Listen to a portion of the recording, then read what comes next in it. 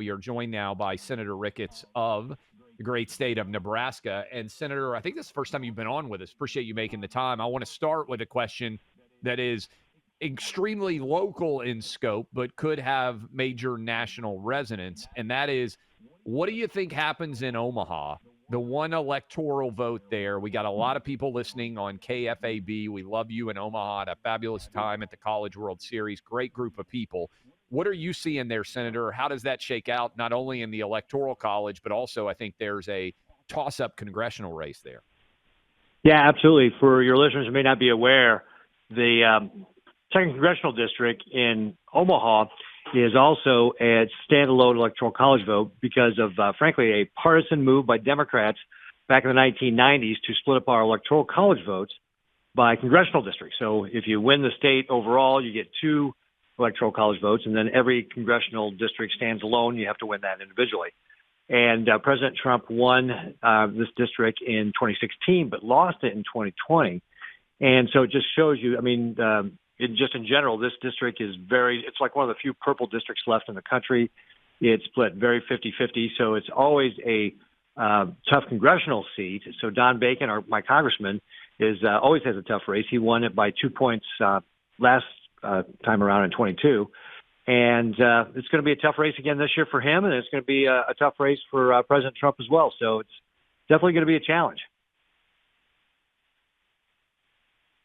Senator Ricketts, appreciate you being with us. The Republicans had a chance to change the situation of the Omaha district and didn't. Is that correct? And what can you tell us about that? Because for a lot of people, they have the power to change it. It was a partisan move when Democrats did it. Why not set it right and put it in line with a vast majority of the rest of states? Yeah, absolutely. Well, it's something that we tried when I was governor. We attempted to do it every year I was governor, tried to get it changed back to winner take all, which is what 48 other states do. And we always got blocked by the Democrats. So in our one house legislature, we have a filibuster rule. So you need to get 33 of the 49 senators to pass anything that's controversial. And the Democrats always had enough votes to be able to block us from getting it done when I was governor. And sadly, it's the same thing with Governor Pillen. We did have a Democrat re-register as a Republican, but he basically changed his party registration, not his philosophy. And so he would not go along. He put out a letter saying he was not going to vote for winner take all. And so we did not have the 33 votes we needed to be able to get that changed this year. Something we're going to have to keep trying and just get working. Wait, that's really important because I haven't heard that said anywhere. You basically have a stealth Democrat with an R by his name who is blocking the change to a winner-take-all electoral college in Nebraska. I mean, that sounds like what's going on here. Well, he's not a stealth Democrat. Everybody knows he's a Democrat. Yeah, you guys all know. The rest of the country, though, is all thinking, wait, a Republican blocked this? Yeah. Okay. Well, from that standpoint, yeah. But he just re-registered as a Republican this year, so it was not like he did this a while ago. And when I was governor, for example, I served with him. He was in the legislature, and he was always a Democrat when I was there. So again, it was not shocking. We made a run at him, tried to get him to go along with it, but as I said, he changed his party registration, but not his philosophy. Okay, so let's go in. We also have a big Senate race. And for people who may not be paying a lot of attention, I know a lot of our audience is, but in Nebraska, you can speak to this. You know the difference between being in the majority and the minority, huge difference. West Virginia is going to flip. Thank you, West Virginians. Ohio, Bernie Moreno is looking like he has a really good chance of beating Sherrod Brown. Tim Sheehy, who we've had on the show quite a lot, is looking very good to beat John Tester. You got competitive races in Pennsylvania, Michigan, and Wisconsin that could be going our way. What about Nebraska? What do people need to know there? And what is the difference between my majority and minority from your perspective? Yeah, so I am actually in cycle. So my story is that I was governor from 2015 to 2023, and then Ben Sasse stepped down as our junior senator, and Governor Pillen appointed me to the position. So I'm running in a special election this year to be able to finish out the last 2 years of Ben Sasse's term, and then would have to run again in 2026 for a 6-year term. And in the regular cycle, Deb Fischer is up for election. So we actually have both our Senate seats are up in Nebraska this year. Okay. And Deb has a tough race because she's running against an independent who has got Soros money behind her. He's outspending her on TV 2-1. And all the public polling I've seen shows that they're pretty much in a dead heat right now. So we got to work to get the word out to all Republicans that, hey, you got to vote for Deb Fischer. This guy, Dan Osborne, is an independent, but he's really a Democrat. He's getting, Act Blue is behind him. He was in Hollywood last week raising money. I mentioned the Soros money already. I mean, this is the profile of a Democrat, right? And he's going to, even though he hasn't said, I'm quite certain he's going to caucus with the Democrats. So to your point about getting control of the Senate, it'll make it that much harder if Dan Osborne were to win. So we need Deb Fischer to win. And she just has to get out there. We need to get Republicans on board. We need to get Republicans to, come back to the Republican Party. And remember that Deb is the conservative Republican in this race, not Dan Osborne. He may have some nice, slick commercials where he talks about being independent. But at the end of the day, we need to make sure that we're taking control of the Senate for two reasons. One, either to, God forbid, Harris gets elected, be a firewall against the crazy things she's going to want to do. Or in the case that we get President Trump elected, we need to move fast to be able to work on his agenda and quickly undo all the damage this Biden-Harris administration has done and do things like get the 2017 tax cuts, re-upped. And we need to make sure we get his people confirmed, get his cabinet members in. So this is a big deal. And Republicans in Nebraska really need to, make sure that they're voting for Deb Fischer and turn out and vote because this is an important part of the election. Speaking of Senator Ricketts of Nebraska, Senator, this is fascinating. We haven't seen very much coverage at all of what's going on here in the Senate races that you've been talking about, and I got to say, is this one of these moments where the national level GOP and even more right-leaning media just a little asleep at the wheel on this one? It sounds like you got a Soros-backed Democrat pretending to be an independent, trying to steal what should be a very winnable Senate seat. I mean, that's something we got to raise the alarm over. Yeah, absolutely. It's something that we certainly has kind of actually come up on us relatively quickly, like within the last 6 weeks or so, because that's when Osborne's been dumping money in the race. I mean, he's outspending Deb 2-1, and we always get outspent on the air, right? In most of these competitive races, Democrats always have more money. I mean, they're the party of the rich elites, so they're getting all the Soros money and Tom Steyer and everybody else. And in this case, the thing to remember about Nebraska is we're also a very populist state, and we've had that history here for 100 years. So when somebody comes along and has got the nice slick ads and says he's an independent, that does appeal to Nebraskans. And that's why we've got to remind, especially our conservative Republicans, that you can't be fooled by this guy's ads. We need to vote for the conservative Republican, and that is Deb Fischer.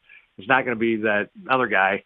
And, of course, the Osborne name is very popular here in Nebraska because Tom Osborne, got us some national championship back in the 1990s in football. But this is the guy's not related. It's not anybody related to him.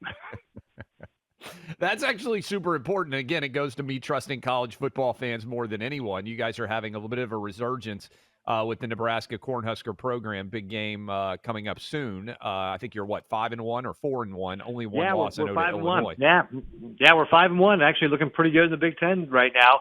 And we got Indiana coming up in a couple weeks, so that's going to be a big game. If we win that game, then we'll be bowl eligible for the first time in a long time. So we're really excited this year.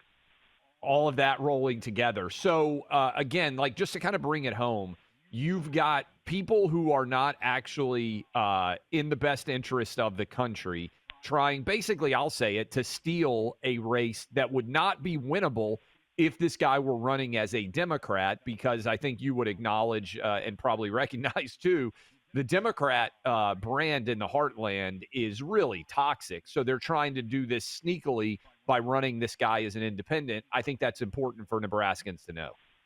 That is important for Nebraskans to know. In fact, the Democrats have said this, that they think the way to win in red states is by running independent, and they're trying it here in Nebraska. And what we have to do is show them, no, this is a bad idea. You're not actually going to be able to win in states like Nebraska because we actually are conservative. And to your point, the Democrats have gone so far left. If you look back in the 1990s here in Nebraska, all of our statewide elected offices were actually Democrats. Yeah. And the Democrats have gone so far left with the things they're doing. they want abortion up until the moment of birth. That's what this guy who's running against my congressman, is doing. He wants abortion up until the moment of birth. Won't say when he would cut off abortion. They're just crazy radical on that. And we know all the let boys play in girls' sports, and of course, the spending is just out of control. The weakness they show on the international stage, inflation, the open southern border. I mean, all these things that Democrats are doing are just not what Nebraskans want, and that's what you're going to get with Dan Osborne if you vote for him. That you're going to get high prices and open borders, which is what this administration has been all about.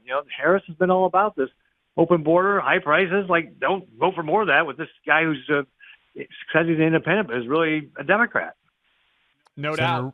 Senator, we appreciate it. And good luck to the Cornhuskers getting bowl eligible and fighting their way potentially into some Big Ten competition. A lot of fun to watch them resurging. But remember, this is not Tom Osborne's relative. This is not your daddy's Nebraska Cornhusker connection. Thank you for the time. Great. Thanks a lot. Appreciate it. Thanks for having me on. I know I've been very impressed by the Cornhusker defense, Clay. Also, the offense, very good. You're wearing your red because you knew we were talking to Nebraska Cornhusker fans today. It was particular that's I think the first visit from a senator from Nebraska on the program. So we'll do whatever we can to help. I will say, know. Though that Senate race issue, have you heard that honestly talked about on any shows anywhere? They're trying to sneak a seat, plain sight. That's exactly they're doing it quietly because that's how they know they could pull it off. Because there's no way that a Republican shouldn't win a Senate seat, statewide race in Nebraska. Well, they're very sneaky. Soros money in there, the whole thing. Be careful. Again, just ask the question, who are you going to caucus with? Independents in states like Nebraska, they run as independents. This is what Joe Manchin did. This is what Kirsten Sinema did. They eventually said, I'm an independent, but they continue to caucus with the Democrats. Well, an independent who caucuses with the Democrat is a Democrat. Don't let them hide from you what they are trying to sneak by. Again, we got the huge audience in KFAB listening to us right now in Omaha. That electoral college seat matters potentially a great deal. That is that one electoral vote. But my goodness, just pay attention to what they're trying to – it's a fast one that they're trying to slip past you there. Look, Prize Picks, #1 app for having fun while watching and following live sports. Download it today. I'm going to give you a pick on Thursday. As I do every single week on this program. You can go ahead and get signed up. You'll get $50 when you play $5. You can do it in Texas. You can do it in California, Florida, Georgia. If you're feeling left out, you can get hooked up right now. All you need to do to win up to 100 times your money on Prize Picks with as little as 4 correct picks, you can turn $10 into $1,000. It'll make college football and the NFL even more fun for you. And again, you can play it in 30-plus states. Download the Prize Picks app today and use my name, Clay. You'll get $50 instantly when you play $5. That's code Clay on the Prize Picks app. You don't even need to win to receive the $50 bonus. Guaranteed. Again, prizepicks.com. My name, Clay. Play it in Texas. Play it in California. Georgia, so many states, Florida out there where you may be feeling left out. PrizePicks.com. My name, Clay. It's guaranteed that $50 when you play $5. Run your game with Prize Picks.